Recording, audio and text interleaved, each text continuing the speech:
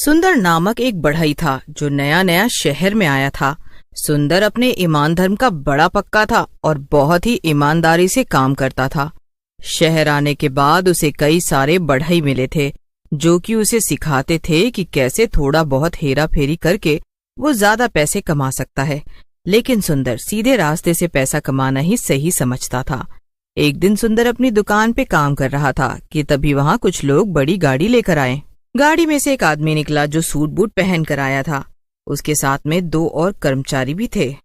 क्यों भाई, यहाँ तुम्हें पहले तो कभी नहीं देखा। नए आए हो क्या?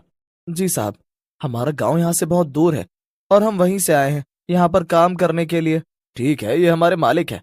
ये पास में ही एक नया पार्क बनवाने जा रहे हैं, तो उस पार्क में जितनी भी बेंच होगी वो हमें लकड़ी की बनवानी है और पार्क के झूले भी बनवाने हैं। तो तुम बताओ, हमारे लिए काम करोगे? जी साहब, जी जी बिल्कुल।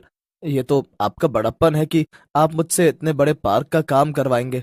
हाँ ठीक है, हम तुम्हें काम तो दे रहे हैं, मगर ध्यान रहे कोई भी लापरवाही नहीं होनी चाहिए। और हाँ, पार्क बनवाने के लिए जो भी सामान की जरूरत पड़ेगी वो हम भिजवा देंगे। जी ठीक है साहब। और हाँ, कोई भी कमी नहीं आएगी काम में, आप बेफिक्र रहिए। फिर अगले ही दिन से सुंदर पार्क के काम में लग जाता है। उसके लिए एकदम से इतना बड़ा काम मिलना तो मानो किस्मत के खुल जाने जैसा था।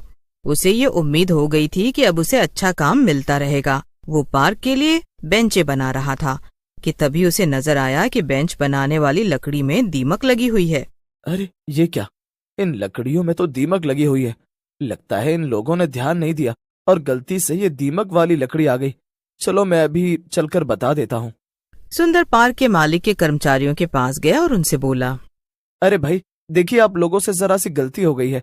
आपने ये जो लकड़ी भिजवाई है ना बेंच बनाने के लिए, इसमें तो दीमक लगी हुई है। हाँ तो हम क्या करें? ये आप कैसी बातें कर रहे हैं? अगर लकड़ी खराब है तो हम उसका इस्तेमाल नहीं कर सकते हैं ना, हमें लकड़ी बदलनी पड़ेगी। अच्छा, और वो भला क्यों? अरे अगर इस खराब लकड़ी से बेंच बनाई तो उसके टूट जाने का खतरा हमेशा बना रहेगा। इससे लोगों को चोट भी लग सकती है। अरे भाई, ऐसा जरूरी तो नहीं है ना कि लकड़ी टूट ही जाए और किसी को चोट लग ही जाए। अरे हमारे घरों में भी तो लकड़ी का फर्नीचर रहता है और उसमें भी कई बार दीमक लग जाती है। तो क्या इससे किसी को चोट लगती है? अरे पर देखो, ये परवर मत करो। अगर तुम्हें काम नहीं करना है तो हमें बता दो, हम किसी और को काम दे देंगे। अरे नहीं नहीं, किसी और को क्यों दे देंगे, मैं हूं ना, मैं ही करूंगा। हाँ तो जाओ और करो ना, यहाँ पर खड़े खड़े समय क्यों बर्बाद कर रहे हो? देखो, ये पार्क का काम जल्दी से जल्दी खत्म हो जाना चाहिए, क्योंकि हमारे मालिक को विदेश निकलना है और वो चाहते हैं कि पार्क का उद्घाटन करके ही वो विदेश जाएं। अच्छा ठीक है। सुंदर वापस से अपना काम करने में लग गया। अगले दिन से किसी न किसी चीज में कोई न कोई कमी जरूर निकल रही थी और अब ये बात आम ही हो गई थी। सुंदर कई बार तो कर्मचारियों को टोक देता था, लेकिन उनके जवाब सुनकर वो खुद ही समझ जाता था। उसे भी शहर आए अभी कुछ ही वक्त हुआ था और उसे पैसे की जरूरत भी थी, इसलिए वो ज्यादा कुछ बोले बिना चुपचाप अपना काम कर रहा था। ये शहर के लोग भी ना कैसे कैसे होते हैं। एक पार्क बनाने के काम में भी इतनी मिलावट और गड़बड़ी कर रहे हैं। न जाने इनका क्या होगा। खैर, मैं इस बार तो ये काम कर दे रहा हूँ, लेकिन आगे से कभी भी ऐसे किसी काम को हाथ में नहीं लूंगा। कुछ दिन बीत जाते हैं और सारी बेंच बनकर तैयार हो जाती है। अब सुंदर को पार्क में लगने वाले झूले लगाने थे, लेकिन जब सुंदर झूले बनाने के लिए पार्क में पहुंचा तब उसने देखा कि झूलों में लगने वाला सामान तो और भी ज्यादा खराब था। अरे ये सब क्या है? ये सामान तो बहुत ही घटिया क्वालिटी का सामान है। ये लोहा तो एकदम जंग खाया हुआ है और इससे तो लोगों के गिरने का खतरा बहुत ज्यादा है। और अगर किसी को इस लोहे से चोट लग गई तो उसे भी बहुत दिक्कत होगी। नहीं नहीं, अब मैं इतना गलत काम तो नहीं कर सकता हूँ। सुंदर तुरंत सामान की शिकायत करने जाता है और आज इत्तेफाक से पार्क बनवाने वाला मालिक आदमी भी वहां आया हुआ था। उसका नाम ब्रजेश था। साहब, अच्छा हुआ आप खुद आ गए। मैं आपको बहुत जरूरी बात बताना चाहता हूँ। ये लोग पार्क में लगाने के लिए बहुत ही खराब सामान लेकर आए हैं। ऐसे तो लोगों की जान को भी बहुत ज्यादा अरे ब्रजेश, क्या तुम भी? तुम्हें सामान से इतना लगाव क्यों है? अरे तुम्हारा काम है झूले और बेंच बनाना। अब उसमें कौन बैठता है और कौन गिरता है उससे तुम्हें क्या लेना देना है? तुम अपने काम पे ध्यान दो ना। नहीं, मेरा भी एक परिवार है, बच्चे हैं, और अगर मैं किसी और के बच्चों को तकलीफ पहुंचाऊंगा तो भला मैं कैसे खुश रह पाऊंगा? मुझे ये सब नहीं करना है। अब आपको जिससे काम करवाना है करवा लीजिए, मगर याद रहे, इस पार्क में आने वाले हर एक इंसान को मैं बता दूंगा कि कैसे अंदर उन्हें खतरा है। फिर अपने आप ये पार्क बंद हो जाएगा। 2 टके का बढ़ई? तेरी इतनी मजाल, तू मेरे पार्क को बंद करवाएगा? तुझे तो मैं जिंदा नहीं छोड़ूंगा।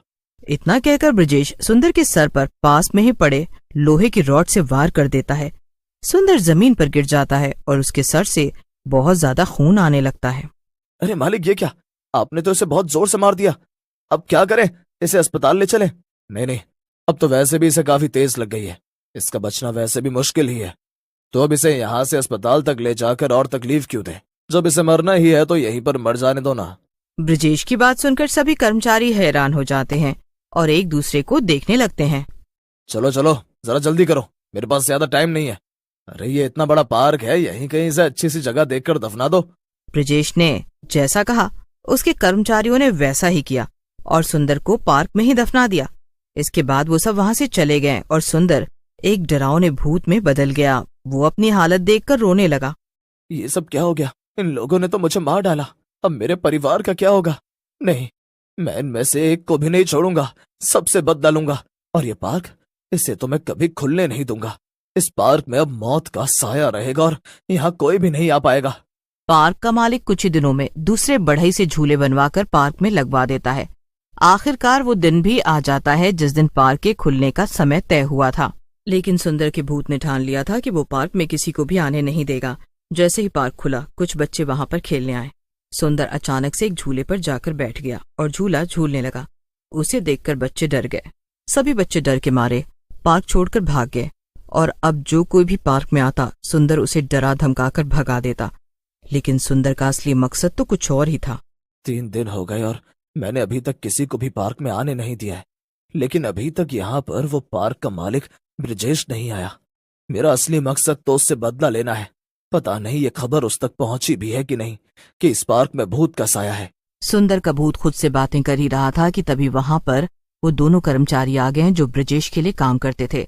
वो दोनों आपस में बातें कर रहे थे। तू पागल है क्या? अगर लोग कह रहे हैं कि यहाँ पर भूत प्रेत का साया है तो तूने अभी तक मालिक को क्यों नहीं बताया? अरे यार, तुझे पता नहीं है कि मालिक विदेश गए हुए हैं? वो कल वापस आ जाएंगे, तब उन्हें सब बता दूंगा। और वैसे भी मुझे इस भूत प्रेत की कहानी पर बिल्कुल भी यकीन नहीं है।